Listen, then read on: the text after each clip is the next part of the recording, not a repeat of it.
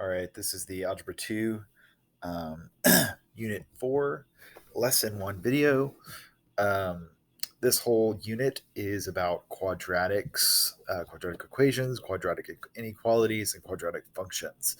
And so they begin by just kind of really reviewing some things about graphing and what the solutions of these quadratics look like when you graph them. So this is more or less a review of material from Algebra 1 and some things that were covered in the first unit of Algebra 2. So a couple of things to note. Just remember when we look at a quadratic function, we have some points of interest. We have the oops, sorry about that. Let's see if I can get that to go away. There we go. We have the vertex down here at the bottom of the curve, or if it opens downward or the point goes up, there would be the vertex at the top. We have the y-intercept here, and then the x-intercepts would be points where they cross the axis, and those are what we call the solutions. So really what this lesson is kind of getting you to understand really in a basic sense is just what the solutions look like.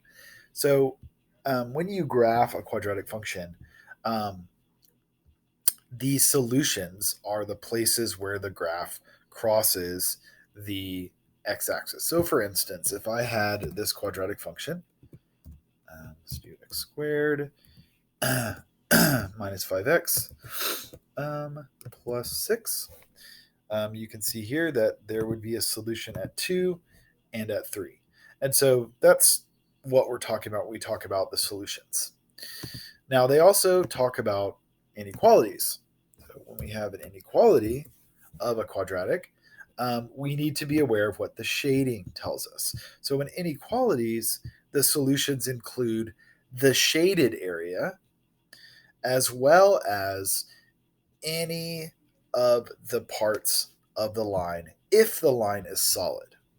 Okay, so anything in the shaded area would be a solution. So for instance, the point -1, 5 would be a solution because it's in the shaded area, whereas a point 2, 3 would not be a solution because it's not in the shaded area. So I'm just going to kind of run through the questions out here. There's a bunch of vocab to start. 1, 2, 3, 4. These are all vocab. Ask you to tell what the different symbols will do to the line. Remember that the symbols without the line underneath are going to be a dashed line, and the ones that do have a line underneath them are going to be solid lines. So that's going to help you with those. So you see here that we have some vocab questions 1, 2, 3, and 4. You do not need to complete the square to find the vertex. You just need to graph. So if you graph this function and then you go look at the equation as it's graphed on the screen, you'll see the vertex is going to be this point down here at the bottom. That's all you need to do for number 5. So graph this equation and find the vertex. It's an xy coordinate as you see it on the graph. That's pretty straightforward. Then you have a number 6. You have an equation. They actually told you the vertex. And then they ask you about some other points on the graph. You can either look at the graph to find those points, or you can take the x values here, these x values right here, and you can plug them into the equation that you have up here. So each of these x values will get plugged into the x value here and the x value here. So you would need to solve that equation with x equals 1, x equals 3, x equals 0, x equals 4, or you can just look at the graph and get the answer that way. This one is just asking you what this symbol in this inequality would do. Pretty straightforward. Look at the graph and answer the questions. Are these a solution to the equation? Yes or no? If they are on the line, then they are a solution. So is the point -2, 9 on this line? Is the point 1, 8 on this line? Yes or no? Is it on the line? Number 9, are these points in the shaded region?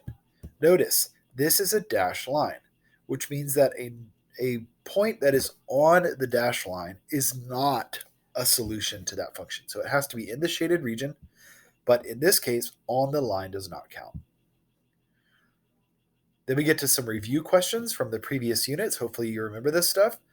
When you combine equations, you need to set both equations equal to 0 and then solve for standard form, which is x plus ax plus by equals c. So x and y on one side of the equation, and then your constant term on the other side. You should remember how to do those. And then finally, find the coordinates of the vertex. You just need to graph this function and find the vertex out of these points from the graph like I showed you here. And that is it for lesson 1.